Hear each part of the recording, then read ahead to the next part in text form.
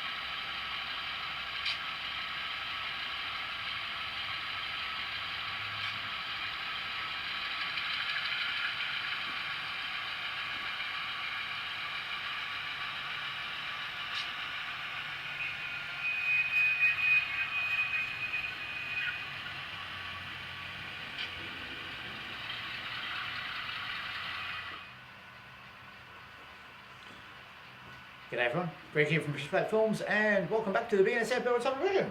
And well, hasn't it been a long time between drinks? But those of you that have watched news from Mount Lofty with Lord Stan would know that the Birdwood sub is soon to be, well, within the next 18 months, 2 years, demolished and recycled. Not demolished, taken down and recycled into a new layout down in my new home in Stirling at Mount Lofty Railway Station. So that may answer a few questions that a lot of you may have been asking over the last years, or the year or two, of why I've done certain things the way I've done them and why things aren't finished and stuff like that. Well, that's why. So everything that I have been doing, I have to pull apart. But doesn't mean the work's stopping. No. We're finally getting the grain facility done for receiving the grain cars. So this area up here will be the oil crushing plant or seed receiving plant for our grain from our grain facility, which is directly underneath here. So once it travels around the layout, the grain cars will finally have somewhere to go. It's been really annoying me. So I thought, well, I'll put this in temporarily. So all the spikes are all still raised, so I can pull them out easy when it comes to remove the track, so there'll be no ballast or anything like that. But I'll make some cardboard sheds for unloading to give it a little bit more realism, like I've done down the bottom for the silos in the grain facility, and give us a bit more operation, because I think we need to do a bit more operation on the layout before we pull it down and recycle it into bigger and better things. So what I'm going to do in this episode is show you what we're doing here, and that's pretty self-explanatory, but go around and show you some of the things that I want to improve and change on the new layout. So let's get into it. One of the things I'll be changing is widening my sub road bed from, I think this is 120, I'm going up to 150 to give me at least 20 mil or an inch on each side of the track, so you can fit in scenery more and all that sort of thing. So you can see it gets pretty tight, and also especially when you come around the edges like this, you can do a little bit more scenery.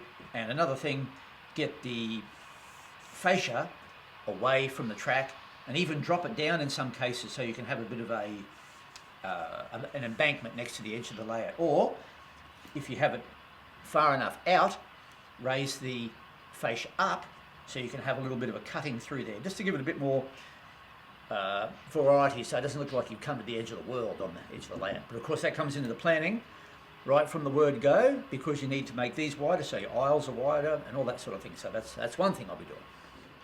Now another thing is having tracks come out of a tunnel right onto a switch here. A little bit unrealistic. It does happen, I have seen it, but I prefer not to do it. So in the new layout, which is pretty much, the main line is almost done, and I'm making sure that any tracks that come out of tunnels are at least away from a switch and a junction, so you have a little bit of time to pull up and it looks a little bit more realistic. So that's another thing.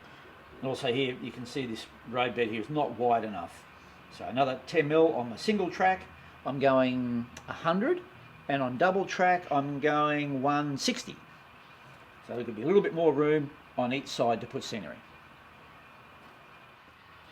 Now another thing that I will change on the new layout is to not separate the main line like I've done here. I've raised this about 20 mil to sort of separate it so the through trains can go through. But what I've seen, and I really like Bellin, New Mexico, the yard there at Bellin, it's on virtual rail cam, train cam, virtual train, virtual rail fan, that's it. Ah dear. The main line actually goes through the yard, and they have a fueling station and a service, fueling and sanding and all that sort of thing in the yard. So mainline trains come through and stop and change crews or whatever and get fueled up. And that adds a little bit more operation, and also they can switch locos out if they have to and all that sort of thing. So the new layout, I'll be doing that. The main line will actually come through probably the front of the yard, and the rest of the switching will take place behind it. And a little bit more operation, that way you don't mind trains, you're not trying to separate trains going through the back.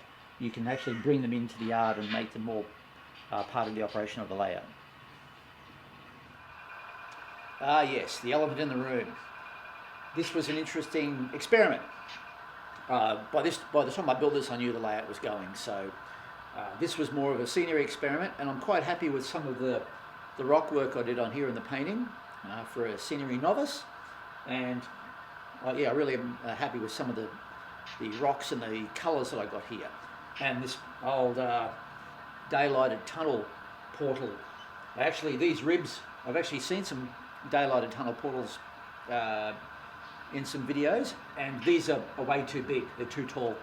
But anyway, it was an experiment, and the same with this top tunnel here. This was the first one that I did my full tunnel lining with the cement inside, and I think that turned out really well too.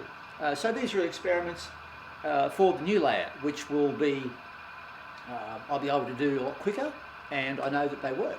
But this sort of thing won't happen again, where there's a line going in, and I would try to scenery, you know, cover it up, and putting main lines next to yards. And yeah, I've learned a lot of things from this layout, and over my 40 years of model railroading, but this is the first big layout that I've put all those things together. Most of the things I'm really happy with.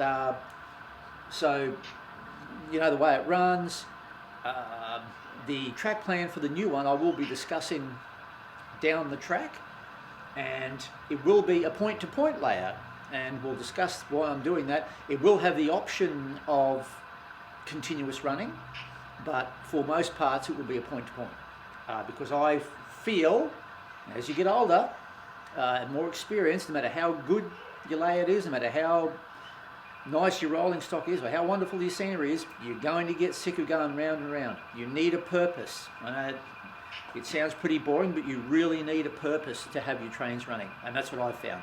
I mean, it takes me to get from West Birdwood down there up to Wellis Hill up here. If I have to stop for a couple of meets, it can take me half an hour to get from one station to another. And you think that might be enough, but even after that, you get a little bit bored, and so you really need some operations, and having a point-to-point forces you to do that. Depends, of course, it's not for everybody. If you have a smaller layout, you can't have point-to-point, but I'm very lucky and fortunate that the new layout will be half as big as this again. The helix will be going in another room, so that frees up all that space, and we won't be cutting out a third of the room with my biodiesel shed, which is behind here. So we're losing about 10 square metres behind there. So I'll be gaining that in the new shed. So, but anyway, I'll be talking about the new layout as we get further on down the track. So definitely I'll be doing something different to that, but I'm happy with how this worked out, because it's scenery-wise, it's really good. So all right, we'll move on to the next thing that I want to fix.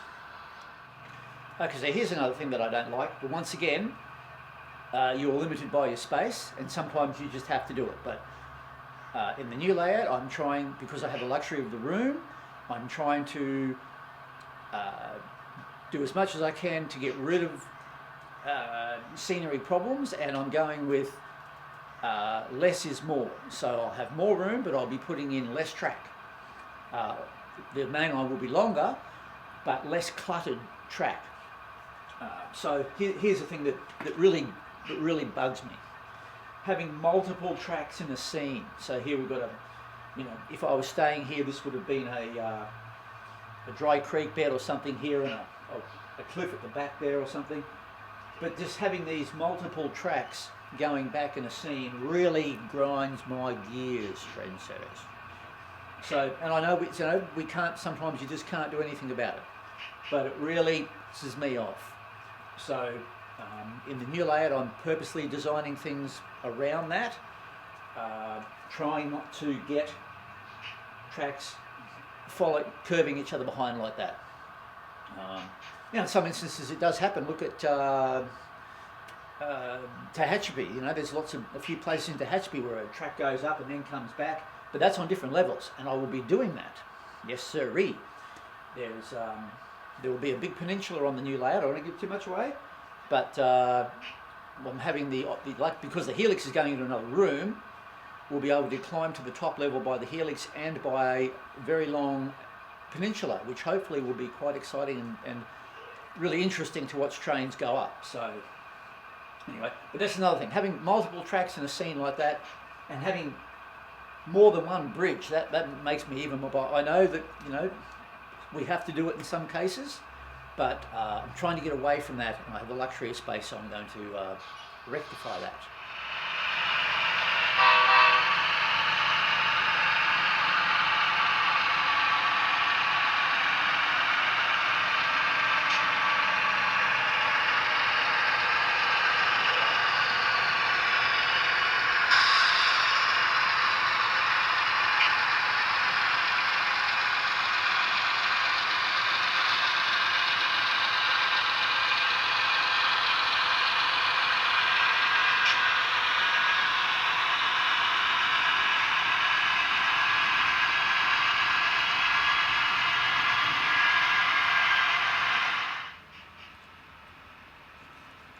Now, another thing that I've resisted over the years, mainly because I didn't really understand it, and I really only did it in the last probably 5 or 6 years, was staging. Now, I think it's called the wrong thing. A lot of people think, well, I used to think anyway, that staging was somewhere where you put all the stuff that you couldn't fit, and it was just a storage place. And really, the main idea of staging is so you can have trains come from other places that aren't on the layout. Now, a classic example and what really made me think about this, and think, yes, staging is a really good idea if it's done properly, is my stack train, which is here. Now, this thing runs around the layout. I don't have an intermodal facility on the layout. I have no intention of building one. They take up a lot of room to make them look half decent, but we all love to run a stack train. So what do you do with a stack train? Well, what you do is you run it from staging to staging. So the stack train can come from somewhere else. And I've heard people call staging off the layout or somewhere else, which I think are probably better names, but staging, I guess it's, we all know what it is. But the stack train can come from staging, and that can be from anywhere, from interstate, from across the country, anywhere.